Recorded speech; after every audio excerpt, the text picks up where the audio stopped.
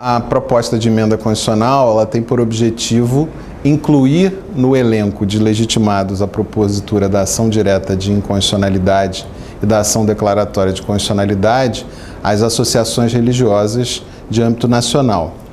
Isso significa que uma parcela significativa de pessoas que se sentem representadas por essas associações passarão a ter uma voz ativa perante o Supremo Tribunal Federal por meio dessas ações de controle concentrado de constitucionalidade. Do ponto de vista político, isso significa um empoderamento dessas entidades para a defesa de direitos fundamentais ligados à liberdade religiosa, como a liberdade de culto, a liberdade de credo, a separação entre a Igreja e o Estado, e outras questões que, vamos dizer assim, estão no limiar entre a convicção religiosa dos cidadãos e os direitos promovidos pelo Estado.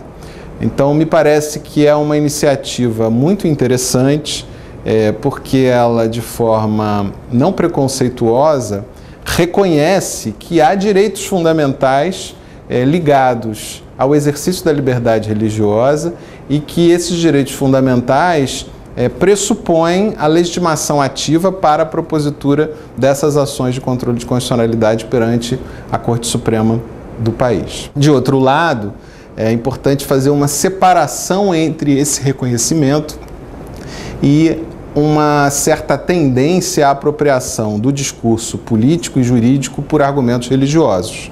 A PEC não trata desse assunto e essa possível apropriação deve ser rechaçada pelo Supremo Tribunal Federal. Em outras palavras, o fato de uma associação religiosa ter o direito a propor uma ação perante o Supremo Tribunal Federal não dá a ela o direito ao reconhecimento da primazia dos seus argumentos religiosos sobre qualquer outra confissão religiosa e sobre as parcelas da população que simplesmente não têm religião. Trata-se simplesmente de um canal de participação jurídico-política que dá a essas entidades o direito a participar do processo de interpretação e aplicação da Constituição. Eu acho que, como qualquer modificação no texto constitucional, ela tem uma série de possibilidades positivas e alguns riscos.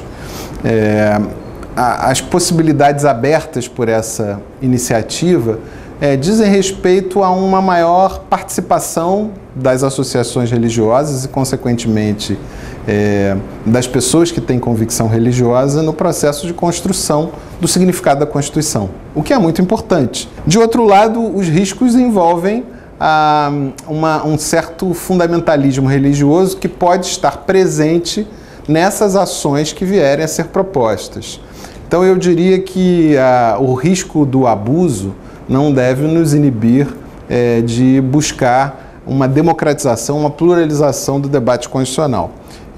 Por um lado, há um ganho democrático em termos de acesso à Suprema Corte, porque, de fato, há questões que pertinem às entidades religiosas e dizem respeito a valores religiosos da sociedade brasileira que não podem ser desprezados, porque não é possível confundir o Estado laico com o Estado ateu, enquanto o Estado laico ele tolera, permite e naquilo que é social e economicamente relevante para a sociedade até apoia as religiões, o Estado ateu as proíbe e por isso é um Estado opressor. De outro lado, há o risco desses instrumentos de controle concentrado serem veículos de fundamentalização do discurso jurídico. Questões ligadas a liberdades individuais, elas comportam uma análise religiosa, mas em qualquer sociedade liberal e democrática, essas questões se resolvem no âmbito da vida privada.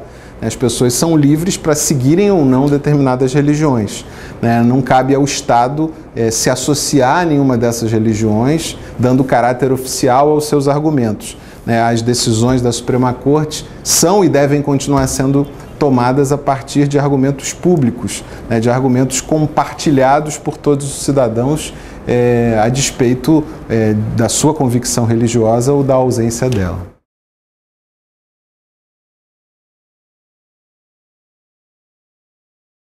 Eu acho que tanto no Oriente como no Ocidente, essa é uma tendência inegável e, sob certos aspectos, bastante preocupante.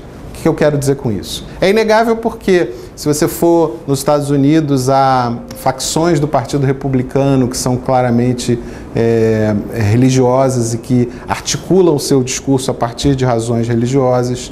Há uma presença muito forte da Igreja Católica na América Latina, cada vez mais de denominações pentecostais também na América Latina, na África. Há a presença do fundamentalismo islâmico no Oriente Médio, na Ásia, no Sudeste Asiático. Então, isso é uma realidade inegável. Ela me parece inevitável de um certo ponto de vista, mas do ponto de vista do Estado Democrático de Direito, ela deve ser observada com cautela e a democracia e os direitos fundamentais devem impor alguns limites a esse avanço religioso sobre o Estado, sobre a política e sobre o direito, o que também é uma realidade. Por quê? Porque só há democracia se houver pluralismo, e pluralismo pressupõe também uma pluralidade de confissões religiosas e de grupos que não professam nenhuma religião.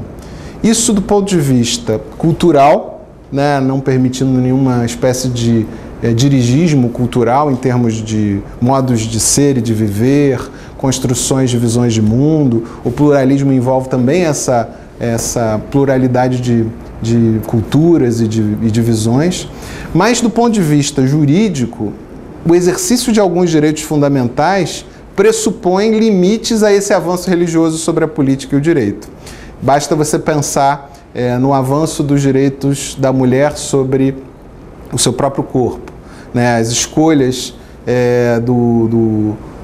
ligadas a direitos reprodutivos, as liberdades de gênero, né? As liberdades de associações entre pessoas do mesmo sexo, as questões ligadas à liberdade de expressão, né, que envolvem muitas vezes críticas duras, ácidas, a determinadas posturas religiosas. Tudo isso é pressuposto de um regime democrático, de um Estado democrático de direito, e que deve impor limites ao avanço dessas associações religiosas que se convertem em agremiações políticas e pretendem conquistar o poder. Mas também não é possível se imaginar, e talvez esse seja o ponto mais delicado de toda essa discussão, não é possível se imaginar uma política asséptica às convicções religiosas das pessoas.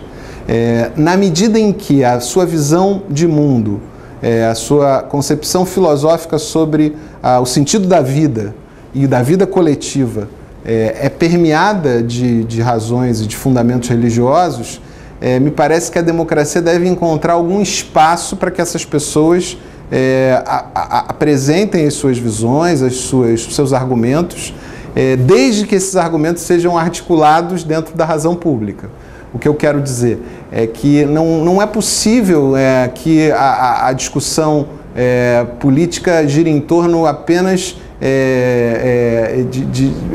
seja construída apenas em torno de razões puramente materiais, né? Isso, de alguma forma, está presente no ideal de vida das pessoas, as pessoas que professam alguma religiosidade, né? Elas só têm que ter um espaço certo e a forma certa de articulação dos seus argumentos, né? Então eu vejo como uma tendência realmente, uma tendência que pode trazer alguns riscos para a democracia e para o Estado de Direito, mas é uma tendência inevitável e uma tendência que deve ser, vamos dizer assim, enquadrada dentro de limites toleráveis à democracia e ao Estado de Direito.